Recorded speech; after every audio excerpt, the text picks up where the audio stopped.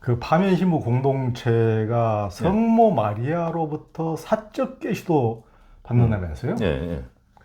그 계시는 이제 두 가지가 있어요. 공적 계시하고 사적 계시가 있는데, 공적 계시는 뭐 프랑스 루르드 같이 이렇게 그 여러 사람이 이게 같이 이렇게 그 목격을 한 그런 경우가 이제 공적 계시인데, 사적 계시는 그냥 사적 체험이에요. 목격자가 없어요. 그러니까 이게 진짜 받는지 안 받는지 아무도 모르는 거예요. 그래서 가톨릭 교회에서는 사적 계시에 대해서는 잘 인정을 안 해줘요. 공적 계시도 잘 인정 안 해주고, 공적 계시도 뭐 여러 사람의 확인에 의해서 확인된 것만 이제 인준을 해주는데, 보통 인준을 해주는데 뭐 몇십 년이 걸리거든요. 근데 사이비 종교들은 교주들이 자기가 사적으로 체험한 거를 신자들한테 자꾸 내세우는 거예요. 그러니까 나는 신으로부터 선택받은 사람이다라는 거죠. 근데 독특한 게 다른 사이비 교회들은 다 예수님을 만났다 그래요. 근데 여기는 성모님을 만났다 그런 거예요. 근데 문제는 성모님으로부터 계시를 받는데 매일 받았다는 거예요. 사적 계시를 매일 받는 사람은 없어요. 매일 받았다는 거는 본인이 조작을 했거나 아니면은 정신적으로 문제가 있거나, 왜냐하면 조현병 환자들은 항상 환청과 환시를 그렇죠. 보거든요.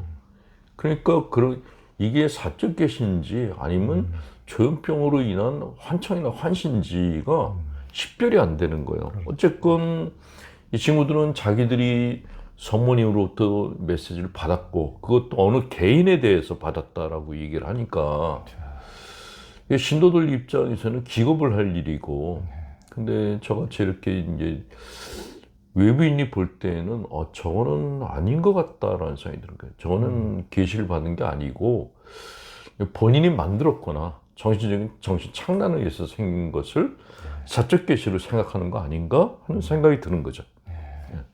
그 개인에 대해서 받았다면은 그 개인에 대해서 자기가 뭔가 그 개인을 올가매려는 의도를 가지고 그렇죠. 그런 식으로 조작할 가능성이 그러니까 이게 뭐 재산을, 그렇죠. 성모님이 재산을 내놓으라 그랬다 이러면 내놓을 수밖에 없는 거죠. 예, 예. 그러니까 또 그 사람들이 꿈으로도 메시지를 준다고 한다면서요? 예. 그 방송 내용을 보면은 아이들을 이용해서 메시지라면서 아이들이 그림을 그리게 해가지고 그걸 보여주면서 그게 또 계시라고도 그러더만요. 그러니까 이게 참 어떻게 보면 애들은 이제 순수하잖아요. 예, 이제 순수하기 때문에 애들도 가스라이팅 당하기 쉽죠. 그럼요. 그러니까 그런 애들을 데려다가 교주하고 같이 살면은 당연히 교주 생각대로 따라갈 수밖에 없고, 뭐 그런 애들이 이렇게 그 꿈에 대한 메시지를 갖다 해석을 해주고, 혹은 신자들이 꿈을 꾸면은 이제 그 교주인 친구가 해석을 해주는 거예요. 근데 문제는 보통 꿈 해석을 해주면은 그 사람들의 뭐 운명에 대해서 얘기를 해주는데, 그게 아니고 뭐 그 꿈은 이렇게 뭐 네 재산을 갖다 내놓으라는 꿈이다 이런 식으로 주로 이제 그런 쪽에 얘기를 하니까, 이거는 꿈을 갈취하기엔 수단으로 쓰고 있구나 하는 생각을 안 가질 수가 없는 거죠. 예. 그러니까 문제는 심리적으로 불안정할수록 꿈에 예민해져요. 예, 자기가 꾸는 꿈에 대해서, 아니 그렇게 갇혀 살면은 좋은 꿈을 꿀 수 있을까요? 항상 악몽을 꿀 거란 말이죠. 그러니까 그런 악몽을 꾸면 더 심약해지는 상태인데, 교주가 그거에 대해서 해석을 해준다 그러면은 그건 뭐 100% 믿죠. 그 안에 살면은. 제가 얼마 전에 불교 신자인 분을 만났는데, 사주를 보는 사람이 자기한테 사고가 날지 모르니까 조심하라 그랬대요. 그리고 생각해보니까 자기 주변에 교통사고 당한 사람들이 한둘이 아니더래요. 그거는 사주 보는 사람이 이 사람을 갖다가 불안하게 만들어 놓은 거예요. 그러면 이 사람은 불안하면은 그 사주 본 사람한테 의존을 안 할 수가 없죠. 그렇죠. 그 좋은 사주가 아니라 안 좋은 사주를 얘기할수록 더 의존적이 되거든요. 그리고 자기가 정말 다칠까봐 전전긍긍하게 되고, 그러면 당연히 내가 그러면 어떻게 해야지 안전하게 살 수 있을까요? 또 교주한테, 사주 보는 사람한테 갈 수밖에 없는 건데, 이런 시스템을 부적을 천만 원짜리 사면 괜찮다. 결국 기승전돈이에요, 돈. 그래서 이렇게 불안을 가중시키고 그 불안몽을 꾸게 만들고 그거에 대해서 다시 안 좋은 해석을 해주는 식으로 그렇게 사람들 갖다 또 세뇌를 하고, 그래서 완전히 그 영혼 자체를 장악하려는 게 그 꿈 해석의 목적이 아닌가. 그냥 너무 건강하지 못하다라는 생각이 드는 거예요. 그러니까요. 그래 애들을 이용하는 게 중국에서도 문화혁명 때도 정말 판단 능력이 떨어지고 혈기만 있는 10대 애들을 동원해서 그런 식으로 어른들을 다 끌어다가 막 패대기 치고 그렇게 문화혁명을 했듯이, 또 캄보디아의 khmer의 폴포트도 얘들을 주로 이용해서 다 애들이죠. 얘들이 그렇게 그 총을 쏘고 다 사람을 죽이도록 이런 식으로, 그런 식으로 얘들을 순박한 애들을 그러니까 순박하다는 게 가스라이팅을 당하고 아바타가 되면 그 교주의 그 독재자의 악마로 변신되기 그렇죠. 너무 쉽잖아요. 이렇게 악마가 돼가지고 그 수백만을 학살하는데 애들이 동원되고, 그런 것처럼 굉장히 그 판단 분별을 또 가톨릭식으로 하면은 식별 능력이 없다면은 그렇게 쉽게 조종당하고 이용당할 수가 있는 거죠. 지금까지 사이비 지도자들은 그 형태가 워낙 한심할 만큼 이제 호황되고 교리 내용도 짜집기 수준인데, 많은 사람들이 그들의 노예가 되는 것이 놀라울 정도로 허접한데, 그 파면식은 일반적으로 보기에 그런 이유로 보이지 않고 누구보다 신심도 돈독하고 학식도 있고 괜찮아 보인다는 거예요. 그가 영적 포장의 고단수라고 그러고, 자기는 일반 가톨릭은 다 썩었고 자기가 자기같이 순수한 참 수도자 참 목자가 이제 교황이 될 것이다. 뭐 하여튼 그렇죠. 그런 얘기까지 거기 자료에 다 나와 있죠. 참. 근데 이제 처음에 이 친구들이 이제 조짐을 보인 게 어느 본당에 가서 그 이제 어떤 성인의 얼굴을 그림을 그려야 되는데 자기 초상화를 거기다 갖다 붙였다. 그게 시작이었어요. 그거를 이제 심리학에서는 이제 자아 팽창이라고 그러거든요. 우리가 갖고 있는 자아가 있는데 자아가 쪼그라들면은 이제 자존감이 없다라고 얘기하는데, 이 자아가 팽창을 하게 되면은 나는 신이다가 되는 거예요. 제이메스 같은 경우에는 거의 자아가 터질 듯이 팽창한 상태에 있는 거죠. 근데 얘들도 자아가 팽창, 그걸 이제 뭐 그냥 신학적인 용어로는 교만이다라고 얘기하는데, 교만의 정도를 넘어선 거죠. 그러니까 그래도 제이메스보다는 낮아요. 제이메스는 나는 신이다 그랬는데, 이 친구들은 신은 아니고 자기들은 성인이다, 다음번 교황이다 라고, 신의 다음 단계라고 이렇게 지칭을 했죠. 그 스스로 거룩한 자라고 하면서 늘 기도하는 모습을 갖다 보여주고, 그리고 늘 신자들한테 너무 다정다감했다는 거예요. 근데 본당 신부들은 다정다감하지 않아요. 신자들이 많으니까 좀 만나기도 어렵고 만나도 좀 뚱하고 그런데, 그런 와중에 이렇게 막 사근사근한 신부가, 그것도 기도도 많이 하고 검소하게 사는 신부가 나타났으니까 신자들이 볼 때는 성인이죠. 그래서 대단하다는 거예요. 이게. 근데 이거는 보통 일반 사이비 교주들은 천인 같은 모습, 뭐 천공도 허연 거 있고, 뭐 다 이렇게 천상 도인 같은 옷들 입는데 반대로 한 거예요. 얼마나 영리해요. 그러니까 뭐 사이비 교주들은 백마 타고 다니고 막 그러는데 안 그래요. 신자들은 밥 먹을 때도 굉장히 이렇게 소박하게 밥 먹고, 그 앞에서는 일단 가난하게 입고 다니고 신발도 너덜너덜한 게 신고 다니고 일반 사이비 교주들로 굉장히 차별화된 모습을 보인 거예요. 그러니까 신심이 깊고 학식 있는 신자들이 안 넘어갈 수가 없는 거죠. 그래서 얘들이 진짜 고단수구나. 먹물을 먹은 것만큼 포장도 잘하고 있구나. 예, 그런 생각이 들었죠. 그런 이제 사이비 공동체 교주의 심리는 어떤 것입니까? 이 특이한 게 저는 이제 이 친구들을 신학생 때부터 알았거든요. 근데 지금도 좀 제가 너무 궁금한 게 신학생 때 그냥 평범했어요. 그냥 신학생 때 같은 서클에서 이제 만나기도 했고, 근데 뭐 어떤 서클이 있어요?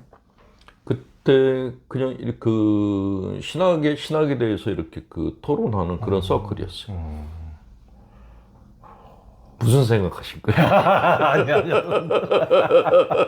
서클 그러니까 운동권 서클. 저는 이게 노동운동하는 그 서클에도 있었고, 그리고 그거 말고 또 이렇게 그 신학적인 토론을 하는 미래 신학에 대해서 이야기하는 그런 그룹이 또 있었는데 거기 그 형제가 들어왔어요. 형제예요. 형제가 들어왔는데 둘 다 그냥 평범하고 뭐 그림도 잘 그리고 그냥 그것만 기억을 했어요. 그래서 지금도 제가 너무 궁금한 게 얘네들이 그때 그랬던 애들인데 왜 이렇게 변했지? 그 동기가 뭐지? 제가 JTBC하고 PD수첩하고 얘기할 때도 그런 얘기 했거든요. 그쪽에서는 이제 얘들을 완전히 그냥 뭐 나쁜 놈들로 이렇게 알고 왔는데 내가 신학생 때 봤던 모습은 그렇지 않았다. 근데 언제부터 뭐 때문에 얘들이 이렇게 변했는지 모르겠다라고 얘기를 했어요. 중간에 어떤 동기가 있었을 텐데 그게 뭔지를 잘 모르겠더라고요. 근데 일단은 가족관계를 보면은 아버지가 존재감이 없어요. 어머니가 이제 주도권을 갖고 있는데 어머니가 처음에 이제 교회를 다녔는데 아들들이 신부가 된 다음에 어머니를 따라서 글로 들어간 거예요. 그것도 이상하지 않아요? 그 신화 서품 받았다 그러면 적어도 나이가 20대 후반이에요. 근데 그 나이가 됐는데 신부까지 다 됐는데 그것도 본당 신부까지 됐는데 어머니를 따라서 사이비교회 갔다는 게 그게 뭐지? 굳이 설명하자면은 마더 컴플렉스예요. 그러니까 엄마가 얘네들 지배를 하고 있는 거죠. 정신적으로. 그것이 어느 정도 맞다는 생각이 드는 게 어머니를 따라서 글로 갔는데 어머니가 돌아가시고 난 다음에 거기 교주인 여자의 양자가 된 거예요. 그러니까 그 여성분이 완전히 그 뭐 성당에서 평소에 예배 볼 때도 늘 뭐 성모 마리아상을 독특한 행태를 보였던. 그러니까 오로지 마리아만 섬기는 그런 사람인데, 그러니까 신자들이 볼 때는 이상하긴 하지만 마리아 신심이 강한 사람이라고 생각하지 이단이라고는 안 보는 거예요. 그러니까 본인도 그래서 마리아상을 갖고 미사도 참석하고 그랬던 건데 어쨌건 그 외부 사람들이 볼 때는 이렇게 가톨릭을 반대하는 사람이 아니고 가톨릭의 중요 신심인 마리아 신심을 가졌는데 조금 독특하다 이 정도로만 봤던 거죠. 근데 그리로 들어가서 이제 그 교주인 여자의 양자로 이제 채택이 됐고, 근데 그 사람이 또 자기 재산을 친아들한테 안 주고 이 친구한테 줬다는 거예요. 그 정도로 보면은 이 친구들이 선택을 한 게 항상 어머니 그리고 대리 어머니예요. 그럼 믿는 것도 성모님. 그래서 이 마더 컴플렉스구나 그 생각이 들었던 거죠. 좀 심리적으로 균형을 잃은 상태가 아닌가 하는 생각이 들어요. 그러니까 심리적으로 아버지와 어머니의 자리가 차 있어야 되는데 아버지의 자리가 부재하고 어머니의 자리만 차 있는 거예요. 그러면 이렇게 균형이 안 맞거든요. 그래서 심리적으로 균형을 잃어서 그래서 이렇게 한쪽 신앙으로 편향된 거 아닌가 하는 그런 생각이 들더라고요. 예. 그러니까 그런 다른 사람들을 노예로 부리는 어떤 이런 사이비 교주라든가 독재자라든가 이런 사람들은 굉장히 심리적으로 문제가 많은 사람들이죠. 많죠. 그러니까 심리적으로 고아인 사람들이 많고 뭐 저는 이제 그 사이비 교주들의 성장 과정에 대해서 굉장히 관심이 많았는데 대부분 고아 출신들이 많고 그리고 부모가 있어도 방치된 상태. 그래서 유기견들 같다는 생각이 들어요. 그러니까 그런 걸 감추려고 옷을 굉장히 화려한 걸 입는 거예요. 특히 흰색을 선호를 하잖아요. 아내를 감추기 위해서. 근데 이 친구들은 신학교에 들어올 정도면 결성 과정은 아니거든요. 심사가 굉장히 까다롭기 때문에 그건 아닌데 왜 이렇게 엄마 쪽이 기울었지? 그게 궁금하고 그리고 아주 궁핍한 과정도 아니었어요. 아버지가 고위 공무원이었거든요. 군인 쪽에 있었던 사람인 걸로 알고 있는데 그러면 집안도 가난하지 않았어요. 그러니까 형제가 둘 다 신학생 때 본 얼굴은 부잣집 아들들 같이 보였어요. 근데 왜 이렇게 돈에 집착을 하지? 그게 언제부터 이런 게 생겼을까?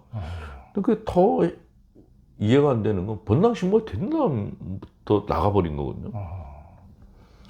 그 중간에 뭐가 있었는지 모르겠는 거예요. 이 사람들이 이렇게 바꿔버린 그게 뭘까? 근데 엄마 따라 사이비 교회 간 거는 맞는데 그런 자기 사적 욕구에 집착하게 된 게 뭐 때문에 이렇게 됐을까? 그거는 아직도 모르겠어요. 왜 그랬는지. 대적으로 알지 못한 엄청난 결핍과 트라우마가 있을 수도 있는 거죠. 그래서 그런 게 있어야지만 이제 그런 현상이 나타나는데 그런 조짐이 안 보였거든요. 그래서 뭐 제가 항상 같이 살았던 게 아니니까 잘 모를 수도 있는데 되게 돈에 집착하는 거는 어렸을 때 궁핍했던 트라우마 때문에 돈에 집착을 해요. 근데 이 친구들은 어린 시절이 그러지 않았거든요. 그래서 더 이해가 안 되는 거예요. 언제부터 이렇게 됐을까? 만나서 니네들 왜 이렇게 변했니? 라고 물어보고 싶은 생각이 아주 간절해요. 그러니까 참 이제 사이비 교주에게 이렇게 당하는 순박한 사람들의 이런 안타까운 사연을 들 때마다 너무나 안타깝고 그 사이비 교주들이 가장 큰 문제라고는 생각이 들지만은 그러니까 지금 더 민주화된 세상에서는 본인의 신체뿐만 아니고 본인의 정신은 본인 스스로가 지킬 수 있는 어떤 이런 자조의식이랄까 독립심이랄까 이런 걸 갖고 있지 않으면은 정말 누가 그걸 지켜주겠습니까? 그러니까 그걸 본인들이 지키지 않으면은 그래서 제가 종교기관도 더 냉철한 눈을 갖고 보면 사이비인 것이 명확함에도 불구하고 너무 그게 쉽게 동화되고 또 무슨 그런 사이비가 꼭 아니더라도 일선 기성 종교라 하더라도 굉장히 뭐 부패하고 타락하고 이런데도 뭐 신자들이 엄청나게 모여드는 데도 많이 있거든요. 그러면은 그건 어떻게 보면은 그들이 또 그 모여든 신자들의 어떤 군중의 파워와 금력을 가지고 하는 일을 보면은 또 우리 사회를 퇴행시키는 일을 또 많이 한단 말이에요. 엉뚱하게 산으로 가게 하고. 그래서 뭐 차별금지법이나 반대하고 뭐 굉장히 그런 퇴행적인 것이 많이 있기 때문에 반인권적이고 또 전쟁을 부추기고 이런 거기 때문에 그런 자기 스스로를 지키지 못할 뿐만 아니고 우리 사회 국가 인류의 미래에 있어서도 굉장히 안 좋은 쪽에 이제 같이 동조를 해버리는 격이 되기 때문에 정말 정신을 스스로 각자가 지켜내지면 안 된다. 내지 않으면 안 된다. 거기에는 또 기성 종교의 역할도 크겠고 언론인들의 역할도 크겠고 기성 종교 우리 또 신부님이 또 역할을 하시느라고 오늘까지도 또 이렇게 말씀을 해주고 계십니다.